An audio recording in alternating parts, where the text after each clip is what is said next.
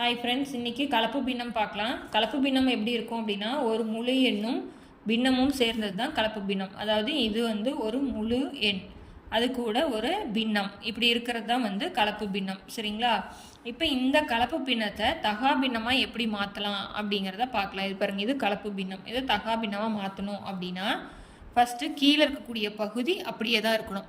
ஓகேங்களா? அப்புறம் முழு எண்ணையும் பகுதியும் பெருக்கி வர ஆன்சரோட தொகுதியை கூட்டிக்கணும். இப்போ உதாரணத்துக்கு நான் 2 3/7 எடுத்திருக்கேன். பாருங்கள், பகுதியை அப்படியே போட்டுக்கிட்டேன். அடுத்தது முழு நம்பர் 2, 2ஓட பகுதியை பெருக்கி தொகுதியை கூட்டிக்கிறேன். அப்படின்னா 2 7 14ஓட 3 கூட்டினா நம்மளுக்கு 17/7. ஓகேங்களா? இப்போ இந்த சமயம் போடுவோம் பாருங்கள். இது ரெண்டையும் பெருக்குங்க பார்க்கலாம். பகுதியை அப்படியே போட்டுக்கிறேன். 2 2 2ஓட 1 3, அப்படின்னா 3/2. இப்போ இதை 3 அப்படியே போட்டுக்கிறேன். 6 3 18, 1ஓட கூட்டினா 19/3.